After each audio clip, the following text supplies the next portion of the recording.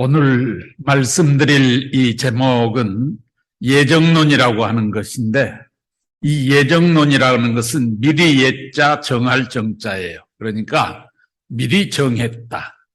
하나님께서 모든 것을 미리서 정해 놓으시고 그 하나님의 각본에 따라서 모든 것이 운행되어진다. 따라서 우리 인생의 길, 흉, 화, 복 이런 모든 것들이 전부 다 하나님의 예정 가운데서 되어진 것이다 라고 하는 논리죠. 이것이 기독교 교리상에 굉장히 중요한 논리로 등장을 했습니다. 로마 박해 시대에 유명한 그 교회 지도자 한 사람이었던 성 어거스틴이라고 하는 사람에 의해서 이 예정론이 기독교의 공식적인 교리로 채택이 되어서 그 이후에 많은 논란을 거쳐왔죠. 모든 것이 하나님의 뜻에 의해서 결정되어진다면 우리 인간의 노력이라고 하는 것은 어떤 의미가 있는가? 이런 부분들에 대해서 반론을 제기하는 사람들이 나타났죠. 결국 이러한 기독교회의 가장 중요한 이 교리 논쟁에 이의를 제기하고 토를 다는 사람들을 가차없이 숙청했죠. 그것이 중세시대의 종교재판이라고 하는 것이 그래서 생겨났던 것입니다. 결국 기독교의 가장 근본이 되는 예정론과 기독론을 중심 삼은 그런 그 갈등 관계였다 이렇게 볼 수 있겠어요. 성 어거스틴의 이 예정론은 나중에 종교개혁자들에 의해서도 그대로 이렇게 수용이 되는 일면이 있습니다. 특히나 칼빈 같은 사람을 중심 삼고 어거스틴의 예정론이 더 확실하게 토대를 만들면서 구축되어졌습니다. 오늘 장로교나 감리교와 같은 이런 개신교에서 소위 이 칼빈의 예정설을 절대적인 그런 입장에서 신봉하기 때문에 오늘 한국의 기독교도 예외가 아니죠. 모든 것은 하나님이 미리서 정해놓고 하나님의 뜻에 의해서 운행하시고 역사하신다. 그렇기 때문에 우리는 그 하나님의 뜻에 절대 순종하는 마음을 갖고 살아야 된다 하는 그런 그 내용. 또 이것이 17, 18세기 소위 자본주의 사회를 태동시킨 그 원동력이 된 것도 이 예정론에서 비롯되었다라고 학자들은 얘기를 하기도 합니다.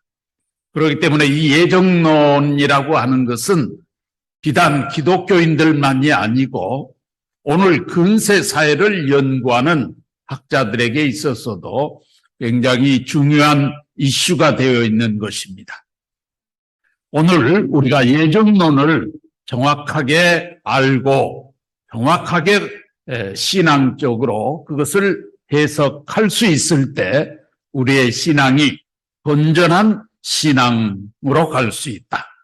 자칫 잘못하면 기복신앙에 빠져가지고 사회에 많은 무리를 일으킬 수 있는 것도 이 예정론과 무관치 않다 하는 것을 말씀을 드리면서 오늘 통일 원리적 관점에서 이 예정론을 어떻게 해석하고 설명하는가를 말씀을 드려보려고 합니다. 성경을 읽어보면 우리 인간 개인의 운명이랄지 또 부귀영화를 누리는 것, 가난하게 사는 것, 멸망하는 것, 사고를 당해서 멸문지화를 당하는 이 모든 것들이 하나님의 뜻 가운데서 예정 가운데서 이루어진다 하는 그런 성서의 내용이 있어요. 더 나아가서 개인의 행복이나 불행과 같은 이런 요소들도 하나님께서 정하신 그 뜻 안에서 이루어진다라고 그렇게 성서는 얘기를 하고 있습니다. 뿐만 아니라 우리 타락 인간의 구원 문제를 놓고도 어거스틴 같은 사람은 인간은 태어날 때 유기할 자 그리고 선택자 두 그룹으로 하나님이 예정해서 이 지상에 보내신다. 이렇게 설명을 하고 있죠. 유기할 자는 이 사람은 하나님 앞에 버림을 받을 사람이에요.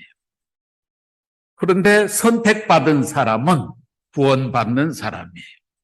하나님이 한번 구원받는 사람으로 선택을 내놓으면 그 사람은 처음에는 호랑방탕한 생활을 하고 아무렇게나 살고 하나님을 불신하지만 끝에 가서는 결국 하나님의 뜻 안에 돌아와서 하나님을 신봉하면서 그러면서 구원을 받을 사람에 해당되는 것이죠. 그러나 하나님께서 처음에 유기할 자로 선택을 해가지고 이 지상에 탄생시킨 사람은 그 사람은 처음에는 하나님을 잘 믿고 열심히 하는 것 같은데 어느 순간 어떤 것이 계기가 되어서 하나님을 배신하고 돌아서게 되고 결국은 말년을 심판받는 저주받는 그런 인생으로 실패한 그런 인생의 종지부를 찍게 된다. 이처럼 우리 인간은 하나님이 미리서 예정하신 그 운명대로 살아가는 것이다 라고 얘기를 했어요. 이게 오거스틴의 주장이에요. 그러면 하나님께서는 왜 인간을 선택자와 유기할 자로 나누어서 이 땅에 탄생하게 하시는가? 그것은 하나님의 영광을 위해서다. 이렇게 설명을 하는 것입니다.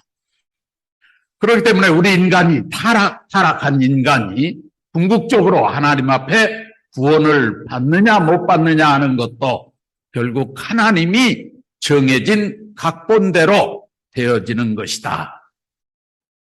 성경은 그것을 우리에게 얘기하는 것입니다.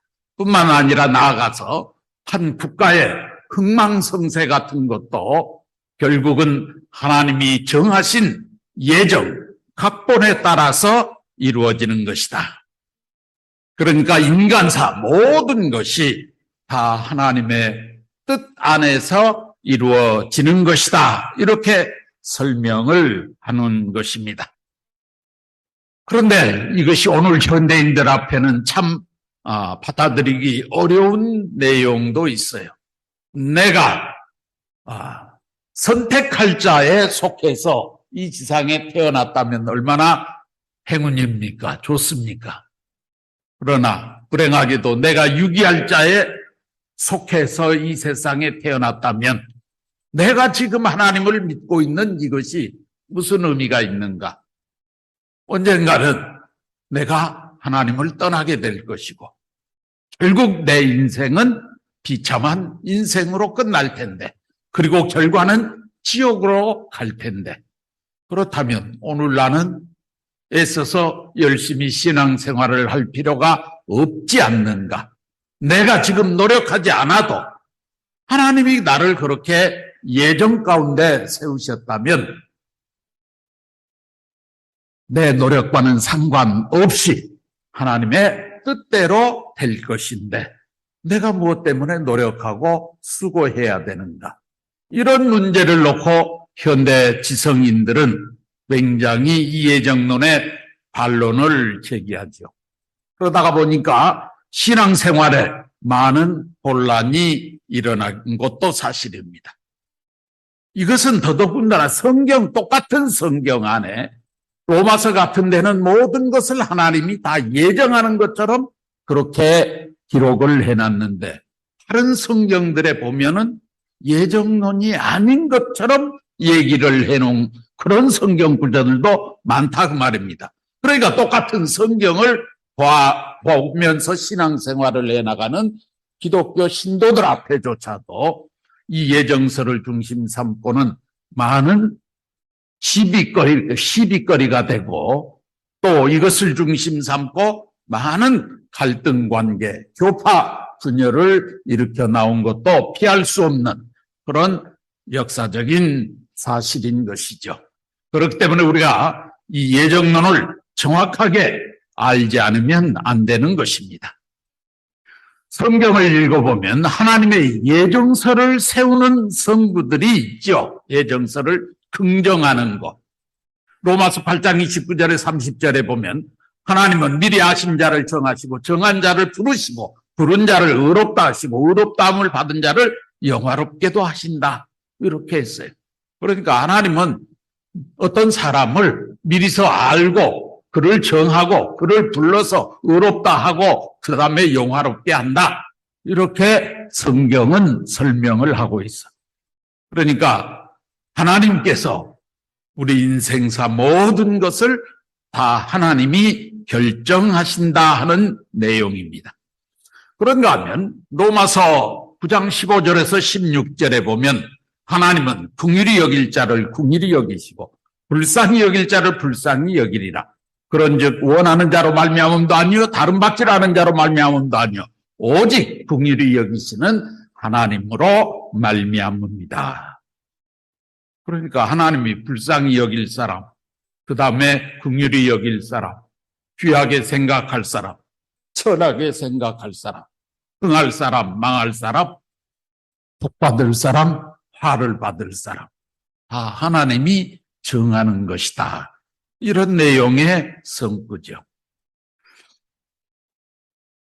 로마서 9장 15절에서 16절에 보면은 조금 전에 말씀드린 것처럼 하나님은 불쌍히 여길 자와 긍휼히 여길 자를 하나님이 결정하신다는 그런 성서의 내용입니다. 로마서 9장 21절에 보면 토기장이가 진흙 한 덩어리를 가지고 그릇을 만드는데 하나는 귀 있을 그릇을 만들고 하나는 천 있을 그릇을 만들 수 있는 권한이 토기장에게 있는 것 아니냐. 이런 말씀도 성서에 있죠. 여기에 토기장이는 하나님일 것입니다. 진흙 한 덩어리는 우리 인간을 의미하는 것일 것입니다. 하나님께서 나를 귀한 자리에 불러 쓰시듯 천한 자리에 불러 쓰시듯 그것은 토기장이 마음대로 하는 것이다. 하나님 뜻대로 하는 것이다 하는 그런 내용이죠. 그런가 하면 또 로마서 9장 11절에 보면 하나님께서는 아직 이 세상에 태어나지도 않았는데 엄마 복중에 있는 쌍둥이 아들이 있었는데 이삭의 부인 리브가의 뱃속에 두 아들이 들어있었는데 큰 아들이 에서고 작은 아들이 야곱이죠. 그런데 하나님은 엄마 복중에서부터 야곱은 사랑하시고 에서는 미워했다 하는 성서의 내용이 있어요. 아직 이 세상에 태어나지도 않았는데 하나님이 사랑할 자와 미워할 자가 이미 정해졌다. 엄마 뱃속에서. 절대적인 하나님의 예정을 설명하는 성구들이 이렇게 성경에는 많이 있어요. 특히나 로마서 같은 이 성경에 이런 하나님의 예정에 대한 성서가 많이 기록되어 있는 것입니다. 그런데 성경에 이런 내용만 있으면 성경은 그런가 보다 그렇게 생각할 수 있겠는데 그렇지 않아요. 성경에는 예정서를 부정하는 듯한 그런 성서들도 많이 있습니다. 창세기 2장 17절에 하나님께서 인간 조상 아담 해와에게 너희는 선악과를 따먹지 말라 하셨어요. 따먹는 날에는 정령 죽으리라 그랬어요. 하나님이 선악과를 따먹게 예정했으면 따먹을 것이고 안 따먹게 예정했으면 안 따먹을 텐데 하나님은 무엇 때문에 아담 해와에게 선악과를 따먹지 말라 하는 계명의 말씀을 줬을까? 하나님이 예정대로 될 것이라면 어차피 안 따먹죠. 하나님의 예정대로 된다면 어차피 따먹을 수밖에 없겠지요. 그런데 하나님께서 아담 해와에게 선악과를 따먹지 말라, 먹는 날에는 죽으리라, 그 말씀을 하신 것은 인간이 선악과를 따먹을 수도 있고 안 따먹을 수도 있다. 그것은 하나님의 예정과는 상관없이 인간의 노력여하에 따라서, 인간의 생각여하에 따라서 결과가 다르게 나타날 수도 있다고 하는 것을 하나님은 전제하셨다는 얘기죠. 그런가 하면 창세기 6장 6절에 하나님께서 그 타락한 인간들의 강포가 땅에 가득한 것을 바라보시면서 노아를 통해서 내가 이 땅의 강포가 심하게 되었으니 내가 땅과 함께 그들을 멸할 것이다 하면서 그 다음 창세기 6장 6절에 나오는 말씀이 하나님이 인간을 지으심을 후회하고 한탄하셨다라고 성서에는 기록이 되어 있어요. 인간의 타락조차도 하나님께서 예정하신 사실이었다면, 하나님의 예정대로 된 인간의 타락의 결과를 놓고 하나님은 왜 후회하고 한탄하셨을까? 하나님이 후회하고 한탄하셨다는 말은 당신 뜻대로 안 됐다는 얘기예요. 당신의 예정대로 된 것이 아니기 때문에 후회하고 한탄하셨던 것이죠. 우리가 잘 아는 성서 마태복음 7장 7절에 구하라 그러면 주실 것이요, 찾으라 그러면 찾을 것이요, 문을 두드리라 그러면 너희에게 열릴 것입니다. 구하는 자가 찾을 것이요, 찾는 자가 찾을 것이고 두드리는 자에게는 문이 열린다라고 성서는 얘기를 하고 있죠. 이것은 예수님의 말씀이에요. 모든 것이 하나님의 뜻 가운데서 되어진다면, 구하지 못하도록 하나님이 예정했다면 내가 아무리 구하려고 노력을 해도 구해지지 않을 것이고, 아무리 내가 찾으려고 노력을 해도 찾아지지 않을 것입니다. 내가 아무리 문을 두드려도 문은 열리지 않을 것입니다. 그런데 예수님은 구하라 그러면 하나님이 주신다. 찾으라 그러면 찾아질 것이다. 문을 두드리라 열릴 것이다. 노력하라 그러면 너희가 노력한 대가를 얻게 될 것이다 라고 얘기하고 계셔요. 예정설이 아니라는 얘기잖아요. 야고보서 5장 14절에 너희 가운데 형제 중에 환난, 병 중에 있는 형제가 있으면 그를 찾아가서 안수해주고 기도해주라고 그랬어요. 병든 것조차도 하나님의 예정 가운데서 되어지는 일이라면 아무리 인간이 안수를 하고 기도를 해도 그 병은 낫지 않을 것입니다. 그런데 하나님께서는 병든 자가 있으면 장로들을 초청해서 기도하고 정성 들이면 낫게 될 것이다 라고 말씀하신 것을 보면 예정이 아니라고 하는 의미입니다. 이처럼 모든 일이 하나님의 예정대로 되어진다면 인간의 노력을 강조할 필요가 없을 텐데 성경은 많은 부분이 예정설보다는 인간의 노력을 강조하고 있는 내용이 많다고 하는 것을 생각하면 이 예정설이 성서적 근거를 중심 삼고 볼 때도 굉장히 혼란을 일으킬 수 있는 가능성을 안고 있는 것이죠. 자, 그렇다면 통일 원리적 관점에서 이 예정설을 어떻게 해석할 것이냐. 첫 번째로 하나님 뜻에 대한 예정을 살펴볼 필요가 있어요. 그리고 뜻 성사에 대한 예정과 그리고 인간에 대한 예정, 이런 것들을 한번 분류를 시켜가지고 이렇게 설명할 필요가 있겠다 싶습니다. 왜냐하면 성서 안에는 하나님께서 어떤 것은 예정으로, 절대 예정론으로 말씀을 하신 부분이 있는가 하면 어떤 부분은 인간의 노력을 강조하고 있는 그런 부분도 있기 때문에 이것을 전부 몽땅 그려가지고 모든 것이 다 하나님이 된다. 모든 것이 다 하나님의 예정으로 안 된다. 이렇게 설명하는 것은 사실 어려운 일이죠. 그렇기 때문에 이것을 좀 세분화시켜서 살펴볼 필요가 있을 것입니다. 첫 번째로 하나님의 뜻에 대한 예정은 있는 것인가? 하나님은 즉흥적인 사람이 아니죠. 하나님은 굉장히 원리적이죠. 원칙적이고 수리적이고 계획적이죠. 그렇기 때문에 천지를 창조하실 때 하나님께서 도깨비 방맹이식으로 심심하니까 심심풀이 껌딱지처럼 그렇게 이 천지 만물을 창조하시지 않았어요. 하나님은 미리서 설계도 도면을 그리셨어요. 그 하나님을 닮아서 우리 인간이 어떤 것을 만들 때는 미리서 설계도를 짜죠. 집을 지을 때도 설계도면을 먼저 만들지 않아요.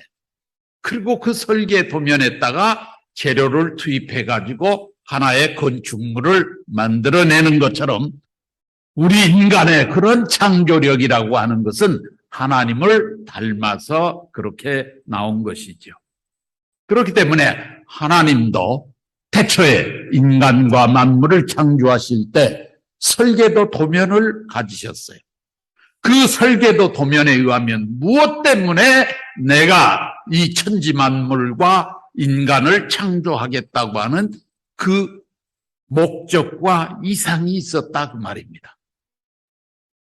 그것을 우리는 창조 이상, 하나님의 창조 목적이라고 하는 것입니다. 하나님은 창조 목적이 없이 그냥 어떻게 하다가 보니까 세상이 태어난 게 아니에요. 도깨비 방맹이식으로 뚝딱뚝딱 만들었다가 기분 나쁘면 또 치워버리고 이렇게 하면서 천지를 창조하신 게 아니죠. 오늘 진화론자들이 얘기하는 것처럼 아무런 목적도 의미도 없이 단계를 따라서 때가 되니까 진화가 되어 왔다. 이런 논리로는 이 자연 만물 세계를 바라볼 때 너무 신비롭고 경이적이고 수리적이고 규칙적이고 합리적이잖아요. 우리 인체 구조 하나만 놓고 보아도 얼마나 신비하게 생겼습니다. 내가 서 있는 이 몸뚱아리 하나가 태양과 달과 전부 관계가 있는 거예요. 이 우주와 전체 관계를 맺고 있는 거예요. 신비한 존재예요. 그것은 누군가에 의해서 사전에 설계되어지고 누군가에 의해서 계획되어졌기 때문에 이런 현상이 나타날 수 있지. 우연히 생겨났는데 서로 상관적인 유기적인 관계를 가지고 서로 영향을 주고받고 하면서 같이 공존하도록 그렇게 지어지지 않았다. 그것을 놓고 보면 하나님께서 태초에 인간과 우주 만물을 창조하실 때 창조 이상과 목적을 먼저 설정하시고 거기에 원리를 세우시고 거기에 재료를 투입해 가지고 만들어진 것이 이 피조 만물 세계다. 이런 입장에서 놓고 본다면 하나님은 천지를 창조하시기 전에 이미 천지 창조에 대한 뜻을 세우셨어요. 그 뜻이 하나님의 창조 이상이라고 하는 것입니다. 그런데 그 뜻을 세워놓고 인간을 지어놨는데 인간 타락으로 말미암아 하나님의 그 뜻은 이루어지지 못했어요. 그렇다고 해서 하나님께서 이 세상을 없애버렸습니까? 아니에요. 수천 년 역사를 거쳐오면서 애당초 처음에 세우려고 했던 그 창조 이상의 뜻을 하나님은 언젠가는 반드시 내가 이룰 것이다 하는 마음을 가지시고 그 뜻을 대해 나오시는 것입니다. 그렇기 때문에 하나님의 창조 이상의 이 뜻은 태초부터 영원할 때까지 영원히 가는 거예요. 그 중간에서 뭐가 잘못됐다고 해서 그 뜻을 포기해버리거나 그 뜻을 접어버리거나 이런 하나님이 아니신 것이죠. 그렇기 때문에 하나님의 뜻이라는 것은 있는 것이요. 그 뜻은 이 천지 만물이 생겨나기 전부터 먼저 뜻을 세웠다. 그러니까 그 뜻은 절대적인 것이다 라고 생각할 수밖에 없어요. 그리고 하나님 자체가 선하신 분이기 때문에 그 속에 악이라는 것이 없기 때문에 하나님께서는 이 뜻을 예정하실 때 악하게 뜻을 예정하신 법은 없어요. 악이라고 하는 것은 어디까지나 인간 타락의 결과, 부산물로 나타난 것이기 때문에 하나님의 예정권 내에 들어있는 것이 아니죠. 우리가 타락론을 강의할 때 하나님께서 인간 타락 행위를 보면서도 그 타락 행위를 말리실 수 없었던 이유 3가지를 설명하면서 그 가운데 하나가 하나님은 당신이 예정하고 당신이 뜻으로 정한 것이 아니면 간섭하셔서는 안 된다.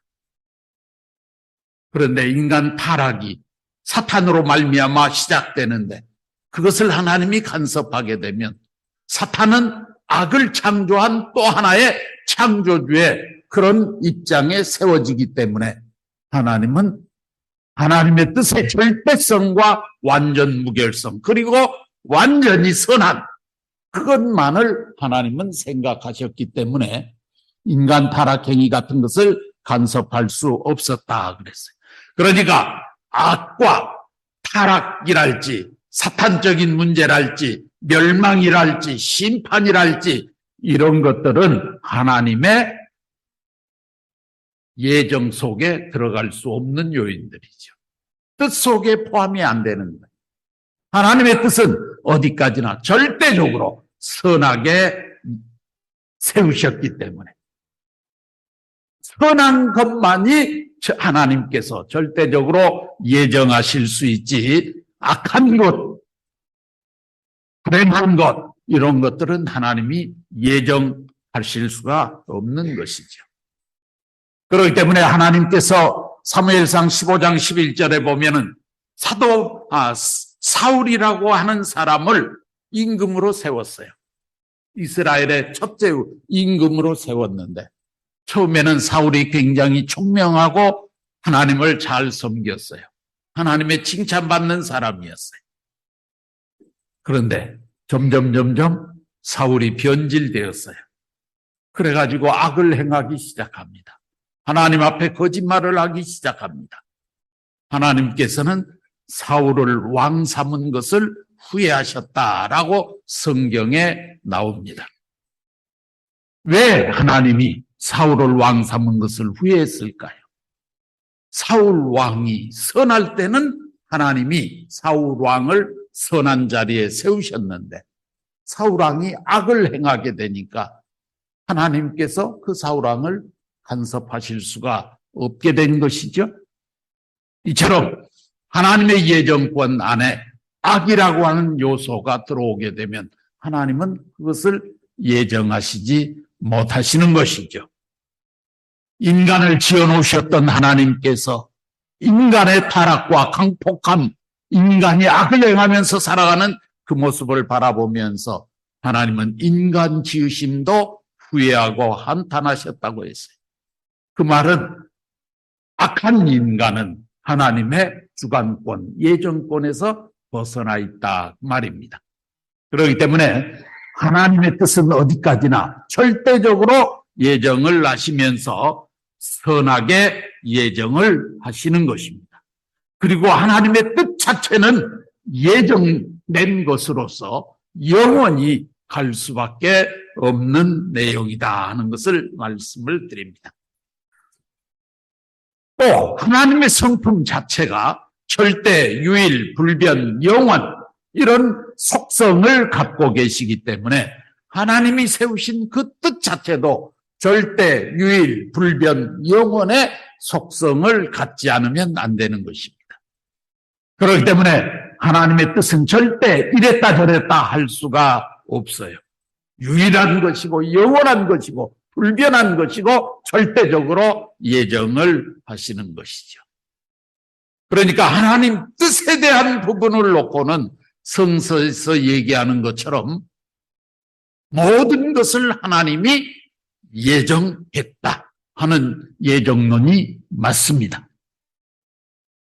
그런데 그 다음, 그러면 뜻성사에 대한 예정은 어떻게 될까? 하나님께서는 창조 원리를 세우실 때 하나님의 뜻은 하나님의 책임 분담과 인간의 책임 분담이 합해졌을 때 이루어지도록 창조 원리를 세우셨다는 내용을 우리는 창조 원리를 공부하면서 들었습니다. 하나님의 뜻성사가 하나님의 책임 분담 95%, 인간의 책임 분담 5% 정도로 비율을 가지고 하나님과 인간 두 분의 책임이 합해졌을 때 100% 뜻성사가 이루어지는 것이죠. 뜻을 하나님이 아무리 절대적으로 예정했다 할지라도 인간의 책임 분담이 거기에 합해지지 않으면 하나님의 뜻은 완성될 수가 없어요. 인간의 노력만 가지고 하나님의 뜻을 완성할 수 없어요. 여기에는 하나님의 책임과 인간의 책임이 반드시 같이 합해졌을 때 이루어지는 것이죠. 그렇기 때문에 뜻성사에 대한 예정은 어디까지나 절대적 조건이 아니고 상대적 조건이다. 그러니까 하나님의 뜻은 절대적으로 예정을 해놨지만 그 뜻이 지금 이루어지느냐 안 이루어지느냐 하는 것은 하나님의 책임과 인간의 책임 분담이 같이 합해졌을 때 지금 이루어짐. 인간의 책임 분담이 안 이루어지면 그 뜻은 다시 연장해 가면서 다음 세대에 가서나 이루어질 것이죠. 에덴 동산에서 아담 에와가 잘못한 그 책임 분담이 수천 년 역사를 타고 지금까지 연장되어 흘러나온 것도 결국은 인간의 책임 분담 때문이었던 것이죠. 그렇기 때문에 인간의 책임 분담은 인간 스스로가 완성하라고 하는 인간에게 주어진 책임 분담 5%를 인간이 그것을 잘 수행하느냐 못하느냐에 따라서 하나님의 뜻이 이루어질 수도 있고 안 이루어질 수도 있다. 그렇기 때문에 뜻성사에 대한 예정은 인간 책임 분담이라고 하는 것을 전제로 하고 있기 때문에 이것이 이루어질 때만 뜻이 이루어질 수 있다. 그렇기 때문에 뜻성사에 대한 예정은 절대적인 것이 아니라 상대적으로 예정을 하실 수밖에 없어요. 하나님의 책임 분담 95% 범위 안에서밖에 예정을 할 수가 없어요. 인간의 책임 분담 5%에 대한 것은 하나님의 예정권 밖에 있다 그 말입니다. 그렇기 때문에 인간에 대한 책임 분담, 예정 이것은 하나님이 간섭할 수도 없고 인간만이 해야 될 부분이에요. 우리는 앞에서 하나님의 책임 분담 95%와 인간의 책임 분담 5%가 합해졌을 때 뜻이 이루어진다라고 말씀드렸는데 이것은 편리상 95, 5%라고 하는 이 프로테주 숫자를 기록해 놓은 것이지 꼭 그렇다 하는 얘기는 아닐 것입니다. 다만 하나님의 책임 분담은 큰 것이고 인간의 책임 분담은 아주 작은 것이다 하는 것을 표현하기 위해서 95%, 5% 이렇게 설명을 했는데 언젠가 문선명 선생님은 영계에 가시기 직전에 말씀하시는 도중에 하나님의 책임 분담이 99%고 우리 인간의 책임 분담은 1%도 안 된다 이렇게 말씀하신 적도 있어요. 숫자에 연연하지 마시기를 바랍니다. 하나님의 책임 분담에 비해서 인간의 책임 분담은 참으로 미미한 것이다. 그렇지만 그 인간의 책임 분담이 빠지게 되면 그것은 완전히 100%가 안 된다는 얘기예요. 아버지하고 아들이 둘이 벽돌을 쌓아 올라가요. 벽돌 100장을 쌓아 올라가야 되는데 아들은 조그만한 꼬맹이니까 아버지가 부지런히 벽돌을 쌓았어요. 그리고 99장까지 쌓아 올렸어요. 딱 한 장 남았네. 그런데 그걸 아버지가 다 올려버리면은 이 벽돌 누가 쌓느냐라고 물어보면 누가 쌓았다고 그러겠어요? 아버지 혼자 쌓았다고 그러겠죠. 그런데 그 옆에 있던 꼬맹이한테 야, 네가 이리 와봐라. 그래가지고 이 벽돌 요거 하나 여기다가 잘 올려봐. 딱 맞춰가지고. 그래서 이 꼬마애가 가서 그걸 애를 써가지고 거기에다 벽돌 하나를 딱 올렸어. 그렇게 해서 그 벽돌이 완성되었어. 이 벽돌을 누가 쌌습니까? 물어보면 아빠 혼자 했다고 하겠어요? 안 되죠. 비록 한 장을 쌌지만 아들도 같이 했잖아요. 그러니까 아들과 아버지가 같이 쌌다라고 해야 되는 거예요. 하나님이 인간 앞에 책임 분담을 주신 이유는 바로 인간을 사랑하시는 하나님의 사랑이었어요. 하나님이 다 창조해버리면 천지 창조를 누가 했느냐 할 때 하나님이 했다고 그러지. 그런데 인간도 한 부분을 채웠어. 그게 뭐예요? 인간 육신조차도 하나님이 다 만들어놨는데 그 속에 만들어진 영인체 속 알맹이를 채우는 그것은 네가 해라 그 말이에요. 그렇게 해서 인간의 노력이 비록 공할 만한 것이지만 그것을 통해서 완성되었을 때 이 천지를 누가 창조했습니까? 라고 하면 하나님 혼자 했다고 할 수 없잖아요. 인간의 노력이 이만큼 들어갔으니까. 그래서 인간은 하나님과 같은 창조주의 권한을 가질 수 있는 거죠. 결국 하나님께서는 사랑하는 아들에게 이 모든 천지 만물 세계를 다 상속해 주시기 위한 사랑이 발로가 되어서 인간 앞에 책임 분담을 주셨던 것입니다. 그런데 우리가 하나님 책임 분담이 99%고 인간의 책임 분담이 1%. 인간의 책임 분담 그건 뭐 별 볼 일 없네. 이렇게 생각할 수 있을지 몰라도 하나님은 절대권자인데 우리는 그 하나님이 아니잖아요. 그렇기 때문에 하나님께서 갖고 계시는 99%의 책임 분담과 우리 1%의 책임 분담이라고 하는 것이 크기 면에서 봤을 때는 하나님 것이 엄청나게 크지만 이 1%의 책임 분담이라고 하는 이 작은 인간의 책임 분담이 인간 입장에서 보면 100%인 거예요. 그렇기 때문에 인간의 책임 분담이 가벼운 것이 아니죠. 인간 입장에서 보면 피조물의 한 사람인 한 존재인 인간의 입장에서 보면 이 인간 책임 분담 1%라고 하는 것은 이것은 인간 입장에서 보면 100%와 같은 거예요. 그러니까 자기의 책임 분담을 한치도 우리는 소홀하게 생각하면서 그것을 무시하고 잊어버리고 가볍게 생각하면서 살아서는 안 되는 것입니다.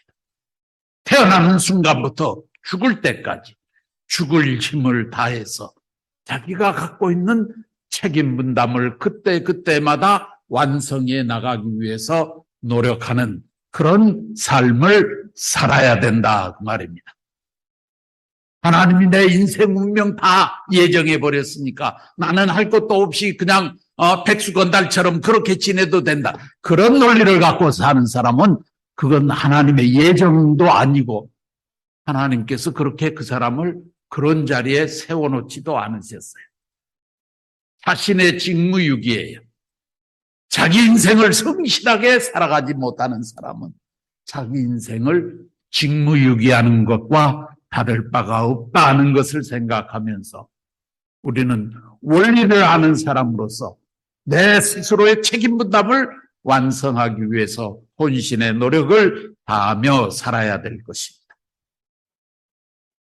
인간에 대한 예정을 놓고 보면 인간에 대한 예정은 어디까지나 상대적으로 예정하신다는 것을 알게 됩니다. 아담 해와에게 하나님은 말씀으로 아담 해와를 지었지요. 선악과를 따먹지 말라는 그 말씀을 아담 해와는 실천했더라면 아담 해와는 선한 조상이 되었을 것입니다. 그런데 인간이 그 책임 분담을 다하지 못해서 거짓된 조상이 되어버리고 말았죠. 오늘 나도 똑같은 것입니다. 내가 이 세상에 태어날 때 하나님의 책임 분담에 의해서 내가 이 세상에 태어나졌어요. 그렇지만 내가 살아가면서 해야 될 책임 분담이 있다고 말입니다. 그것을 잘 했을 때 우리는 하나님 앞에 하나님 섭리사의 중요한 중심인물로서의 섭리적 사명자가 되어질 수 있는 것이죠. 내가 노력하지 않고 내가 책임 분담을 완수하지 못한데 결코 하나님은 나를 섭리의 중심인물로 들어서 쓰실 수 없다라고 하는 것을 우리는 확실히 알아야 될 것입니다. 이처럼 하나님의 인간에 대한 예정은 절대적인 것이 아니다. 왜? 그 사람이 갖고 있는 책임 분담이라고 하는 것 때문에 하나님은 인간을 예정하실 때는 어떤 중심인물을 선택해서 쓰실 때는 반드시 책임 분담을 전제로 하고 그 자리에 세우는 것입니다. 참 부모님께서 우리 지도자들을 세워서 목회를 내보내실 때도 스스로의 책임을 못하면 그 자리에서 물러날 것을 맹세하겠느냐고 다짐을 받고 내보내지 않아요. 참 어머님을 아버님의 배필로 세우실 때도 어머님에게 약속을 받으셨잖아요. 나는 이러이러한 사명을 가지고 있고 나는 하나님의 뜻 가운데서 이런 일들을 해야 하는데 그런 나를 도와서 아내로서 또 인류의 어머니로서의 책임 분담을 성실히 수행하겠느냐. 그것을 못했을 때는 스스로 그 자리에서 물러나겠느냐 하는 약속을 받고 출발을 하지 않아요. 옛날에 최선길 여사와 성혼식을 할 때도 그 약속을 했지요. 그런데도 그때 당시에 최선길 여사는 아버님 앞에서 그렇게 하겠다고 약속을 수십 번 했어요. 그런데 그 약속을 지키지 못했죠. 그러니까 그 자리에서 스스로 물러나야 되는 것이죠. 인간은 누구라도 자기가 해야 될 책임과 사명이 있다. 그 책임 분담 앞에 자유로울 수 있는 사람이 아무도 없어요. 자식들도 마찬가지예요. 참 가정의 참 자녀님들도 마찬가지잖아요. 그런데 하물며 축복 가정인 우리들이 하늘 뜻 앞에서 교만하고 나태하고 게으른다면 우리는 궁극적으로 하나님 앞에 섭리적 사명자로서의 승리적 입장에 세워질 수 없을 것입니다. 그렇기 때문에 신앙자들은 언제든지 겸손한 자세로 최선을 다하는 노력을 통해서 자기의 책임 분담을 완수하기 위해서 살아야 하는 것이죠. 하나님의 구원 섭리를 살펴보면 하나 지극히 작은 하나에서부터 전체 전 존재로, 그래서 참 부모님께서 원리 원본을 처음에 집필을 하실 때 그 원리 원본의 책 제목이 뭐냐 그러면 하나에서 전 존재로예요. 하나에서 전 존재로. 천지 창조가 그렇게 이루어졌다 말이에요. 그렇기 때문에 하나님의 구원 섭리도 결국 지극히 작은 것에서부터 나 하나 개인에서부터 해가지고 그것이 가정, 종족, 민족, 국가, 세계, 천주로 점점 확장시키면서 섭리적인 뜻을 이루어 나가시는 것이죠. 그렇기 때문에 그 단계마다 필요한 중심 인물들이 필요한 것이죠. 어떤 사람은 개인적인 책임 분담은 했지만 가정적인 책임 분담을 못하는 사람이 있어요. 어떤 사람은 가정적인 책임 분담을 했지만 종족적이고 민족적이고 국가적인 책임 분담을 못하는 사람이 있잖아요. 그런 사람들에게 하나님이 무조건 맡길 수는 없잖아요. 그렇기 때문에 하나님의 구원 섭리가 하나에서 전체의 세계로 연결돼서 점점 확장되어 나가기 때문에 우리들의 책임 분담도 그만큼 더 커지게 된다. 그래서 큰 섭리적 책임을 맡은 중심 인물을 하나님은 신중하게 선택하실 수밖에 없는 것이죠. 그러면 중심 인물이 될 수 있는 조건이 무엇이냐? 참부모님의 말씀을 통해서 살펴보면 하나님의 일을 이루어 나가는 데 있어서 보다 큰 점점 큰 섭리적인 책임을 이루어 나가야 되기 때문에 그 섭리적 중심 인물들은 책임 분담 다 하기 위해서 갖추어야 될 기본적인 조건과 소양을 충분히 갖추고 있는 사람들을 선택해서 쓸 때 하나님의 뜻이 실패하지 않고 성공할 확률이 더 높아진다는 것. 그렇기 때문에 중심 인물을 선택할 때는 여러 가지의 필요한 조건들이 있는데 그것이 바로 이 5가지의 조건이에요. 첫째, 선민 가운데서 태어나야 돼. 비선민은 하나님의 직접 주관권 안에서 양육되어진 민족이 아니죠. 선민은 하나님의 섭리와 직접 주관권 안에서 양육되어진 선택된 민족이다 그 말이에요. 그렇기 때문에 섭리적 중심 인물로 서기 위해서는 그 선민 속에 태어나 있어야 되죠. 그래야 하나님의 섭리적인 내용을 이해하는 데 빠르지 않아요.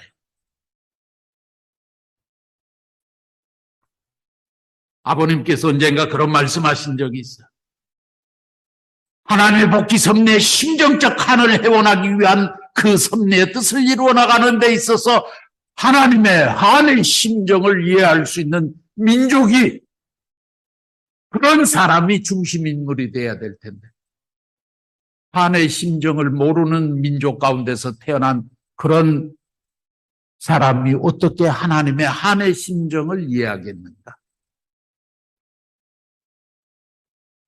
그러면서 아버님께서는 한민족은 이 클 한자가 아니고 한나라 한자가 아니고 한스러울 한자를 써가지고 그래서 한민족은 하나님의 한의 심정을 대변하는 민족이라서 한민족이라고 했다. 이렇게 설명을 하신 때도 있죠. 선민은 하나님의 심정과 섭리와 연결되어 있기 때문에 중심 인물이 되기 위해서는 선민 가운데서 태어나야 하는 것이죠. 똑같은 선민 가운데 태어났다고 하더라도 선한 조상들의 공적을 많이 갖고 태어난 사람이 이 지상에 사는 동안 가는 인생길이 평탄할 수 있죠. 덜 고생할 수 있죠. 환감을 덜 받을 수 있죠. 그렇기 때문에 선한 공적을 많이 갖고 있는 조상의 후손 가운데서 하늘은 중심 인물을 선택했을 수밖에 없다. 왜? 조상들이 정성 들이고 수고했던 그 기준이 살아있기 때문에. 세 번째는 조상들의 공적도 중요하지만 선천적인 천품을 좋게 타고나야 되죠. 똑같은 엄마 아빠 뱃속에서 태어났어도 좋은 성품을 갖고 태어난 자식이 있는가 하면 그렇지 않고 좀 별난 성품을 받고 태어난 자식도 있죠. 하늘은 어떤 사람을 필요로 하시겠어요?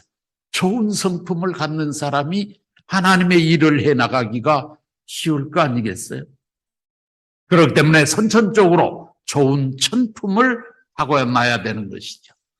효자의 마음을 갖고 효성의 마음을 갖고 있는 자식하고 불효막심한 그런 성격을 갖고 있는 자식아 다르지 않아요.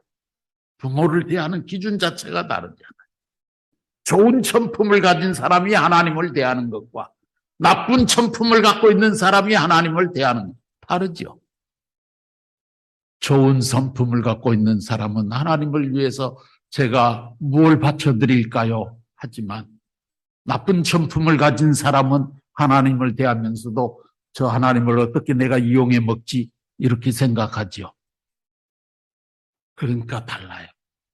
좋은 천품을 가진 사람을 선택하는. 그 다음에 또 한 가지의 조건은 후천적인 조건이에요. 그 사람 배후, 전후 좌우가 어떤 사람들로 연결되어 있는. 그래서 좋은 친구를 많이 가진 사람이 좋은 운명길을 갈 수 있는 거죠.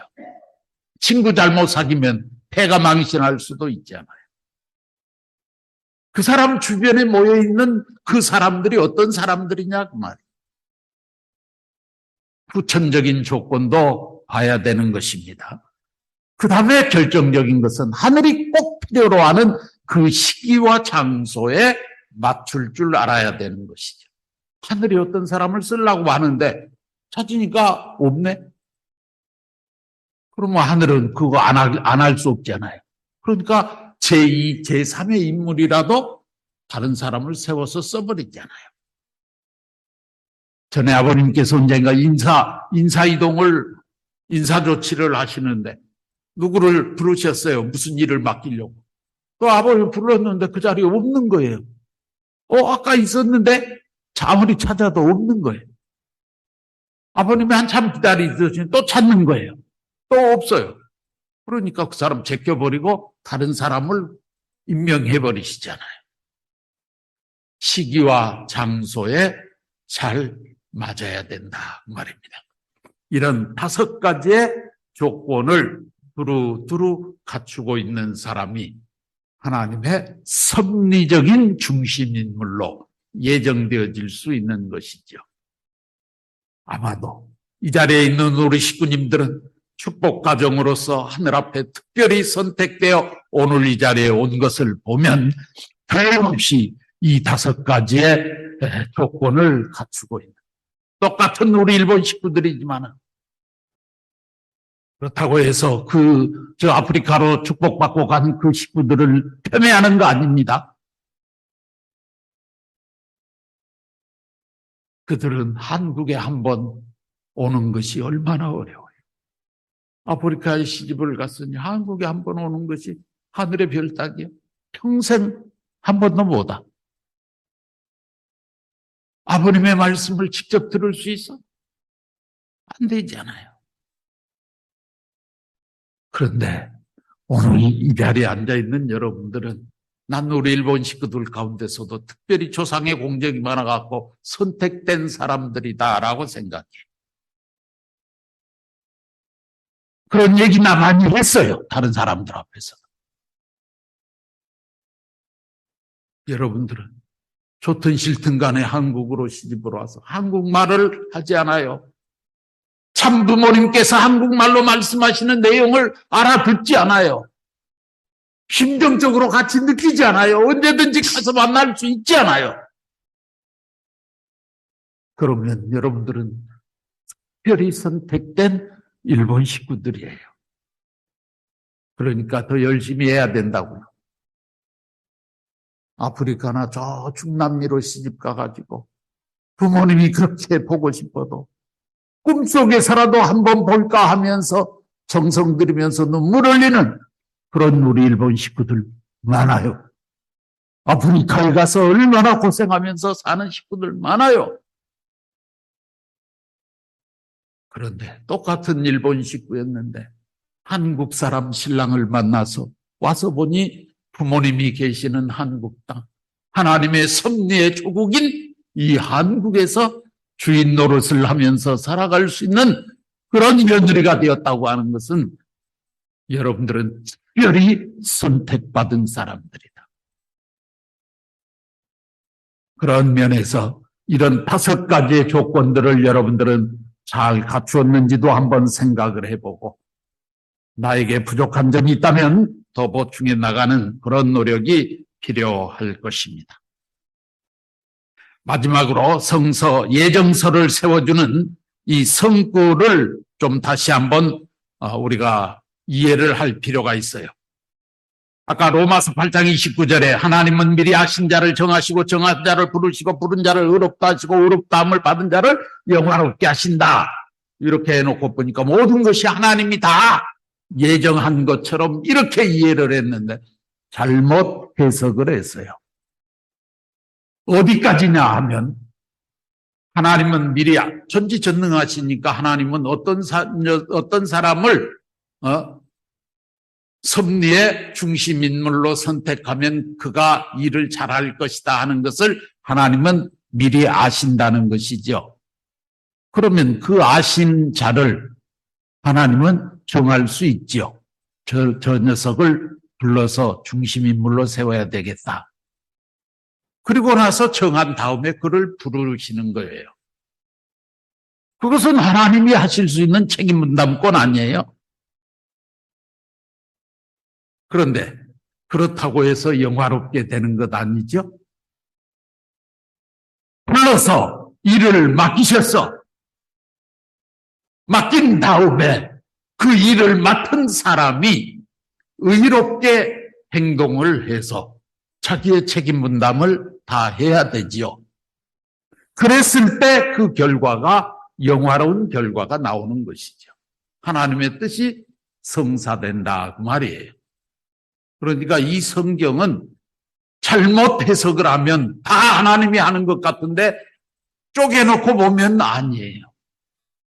하나님이 하는 부분, 인간이 해야 될 부분, 그리고 그 결과가 합해졌을 때 나타나는 부분, 세 개의 부분으로 구성되어 있음을 이해해야 되는 것이죠. 하나님은 전지전능하시기 때문에 어떤 사람이 중심인물로 적합한가를 아시고 그 인물을 예정하고 부르시는 데까지는 하나님이 할 수 있어요. 의롭다함을 받은 자는 그건 자기 책임 분담이죠. 하나님이 아무리 좋은 자리에 세워놨어도 자기 책임을 못하면 그 자리에서 탈락하는 거예요. 의롭다 하고 영화로운 자리에 나아갈 수 없어요. 그렇기 때문에 이 성서는 하나님의 책임 분담과 인간의 책임 분담을 분명하게 설명하고 있다. 이렇게 볼 수 있겠어요. 그 다음에 로마서 9장 15절 16절에 있는 하나님이 긍휼히 여길 자를 긍휼히 여기시고 불쌍히 여길 자를 불쌍히 여긴다 하는 이 말씀은 무슨 뜻이냐 하면 하나님의 권능과 은총을 강조하기 위한 하나님이 섭리적으로 어떤 인물이 어떤 자리에 무슨 일을 위해서 필요하다고 하는 것을 하나님이 아시고 결정하시는 그것은 하나님이 하는 거예요. 하나님이 볼 때 자격 조건도 안 된 녀석이 와가지고 하나님 나 하고 싶으니까 나 좀 써주세요. 그런다고 해서 하나님이 그 일을 맡길 수 없다는 거예요. 하나님이 보실 때 너는 그 일을 맡으면 오히려 화를 당할 수 있어. 그러니까 네 그릇이 그렇게 안 돼 있으니까 너는 좀 빠졌으면 좋겠어. 이렇게 하나님이 생각하실 수 있다는 것이죠. 인간의 과분한 욕망으로 하나님 앞에 하나님의 본역을 침범해서는 안 된다 하는 그런 내용의 말씀으로 주신 것이죠. 하나님의 권능과 은총을 강조하기 위한 말씀인 것이고 인간의 오만방자한 교만한 그런 신앙적 태도를 견제하기 위해서 하신 말씀이다 하는 것입니다. 그 다음에 토기장이가 진흙 한 덩어리로 하나는 비 있을 그릇을 하나는 천 있을 그릇을 만들 권이 없느냐 했는데 이것은 타락 인간을 두고 하는 얘기예요. 타락하지 않았으면 우리 인간은 모두가 다 귀한 존재들이죠. 그런데 타락해서 모두가 다 천한 존재가 되어버렸어요. 귀하고 천하게 되는 것은 하나님의 책임 분담과 인간의 책임 분담 여하에 따라서 달라질 수 있는 것이죠. 그렇기 때문에 하나님께서 타락한 인간을 대하실 때 무가치하고 아주 형편없는 자리로 전락해버린 그 타락한 인간을 하나님이 어떻게 대하시든지 간에 그걸 가지고 불평불만해서는 안 된다는 얘기죠. 이 말은 다시 말하면 네 주제를 정확하게 먼저 알아라 하는 말이에요. 타락한 인간이 괴물덩어리처럼 변질돼 버린 네 자신의 모습을 정확하게 먼저 알아라. 왜 하나님 저 사람은 사랑하고 왜 나는 안 사랑합니까? 하나님 앞에 참소하지 말라는 거예요. 왜냐하면 하나님이 사랑할 수 있는 사람은 그럴 만한 이유와 조건이 있는 거예요. 나도 지금은 천한 자리에서 하나님 앞에 인정받지 못하지만 책임 분담을 완수하게 되면 하나님의 사랑을 얼마든지 받을 수 있는 거예요. 그렇기 때문에 타락한 인간, 무가치한 인간으로 전락해버린 타락한 인간들이 하나님 앞에 교만한 마음으로 항의하고 대들지 말라라고 하는 거예요. 네 주제 파악을 정확하게 먼저 하라고 하는 그런 경고의 말씀으로 주신 것이 하나님의 영역을 침범하지 말라는 거예요. 인간 보고. 로마서 9장 10절에서 13절에 하나님이 복중에 있는 야곱은 사랑하고 에서는 미워했다. 이것은 탕감복귀 원리를 알아야 되죠. 아담이 타락해서 선악의 모체가 되어버렸어요. 아담을 둘로 쪼개야 돼. 한 주인만 대할 수 있는 아담으로 쪼개야 돼. 그런데 아담을 둘로 쪼개면 아담이 죽어버려. 그러니까 하나님은 아담의 분신체인 아들을 둘로 쪼갰어요. 그것이 가인과 아벨이에요. 그런데 가인은 사탄 편의 인물로, 아벨은 하늘 편의 인물로 세웠어요. 그런데 가인이 형이고 아벨이 동생이잖아요. 그러니까 가인은 하나님이 미워할 수밖에 없는 악의 편에 서 있는 것이고, 아벨은 하나님이 사랑할 수밖에 없는 하늘 편에 서 있는 거예요. 선한 편에 서 있는 거예요. 마찬가지로 리브가의 뱃속에 있는 에서와 야곱은 형인 에서는 사탄 편에 세워진 인물이고 동생인 야곱은 하늘 편에 세워진 인물이니까 하나님 입장에서 볼 때 에서보다는 야곱을 사랑할 수밖에 없는 원리적인 조건이 있는 거죠. 그런데 나중에 에서가 자기 책임 분담을 다 했기 때문에 하나님으로부터 엄청난 축복과 사랑을 받았다고 하는 것이 성서에 기록되어 있잖아요. 이 로마서 9장 10절에서 13절에 있는 복중에 있는 에서는 미워하고 야곱은 사랑했다 하는 것이 확정된 내용이 아니고 섭리적인 프로그램 속에 에서는 사탄 편에 야곱은 하늘 편에 세워진 인물이기 때문에 장자와 차자라고 하는 그 조건만 가지고도 그런 기준이 세워졌기 때문에 섭리적 프로그램을 맞추기 위해서 그렇게 말씀하신 것이죠. 이러한 성서의 잘못된 해석은 하나님과 인간의 책임 분담 관계를 모르기 때문에 그렇게 본 것이죠. 통일 원리를 통해서 이런 성서의 예정론에 얽힌 이런 내용들이 전부 풀려나가는 것입니다. 하나님은 뜻을 예정하실 때 절대적으로 선하게 예정하신다. 그러나 뜻 성사에 대한 예정은 상대적으로 95%밖에 하실 수 없다. 왜? 인간의 책임 분담 5%가 남아있기 때문에. 따라서 인간에 대한 예정은 100% 어디까지나 상대적으로 하실 수밖에 없는 것이죠. 그런 면에서 인간 책임 분담은 굉장히 자기 자신 앞에는 중요한 일이 되는 것이죠. 이런 면에서 우리가 예정론을 분류해가지고 정확하게 해놓으면 어느 뜻적인 부분에 있어서는 뜻에 대한 예정을 놓고는 칼빈이 예정했던 것처럼, 설명했던 것처럼 절대 예정설 쪽에 절대라고 하는 말을 쓸 수 있어요. 그러나 성사와 인간에 대한 예정 부분을 놓고 보면 이건 상대적 예정일 수밖에 없어요. 그렇기 때문에 칼빈의 예정설이 맞는 부분도 있고 틀린 부분도 있고 이런 것들을 구분해낼 줄 알아야죠. 그러면서 성서를 해석해야 성서가 모순이 없는 것입니다. 그런 면에서 오늘 기독교의 기본 교리들이 문제투성인데 이런 것들이 일목요연하게 정리되고 해방받을 수 있는 것은 통일 원리가 들어갈 때만이 가능해지는 것이죠. 그렇기 때문에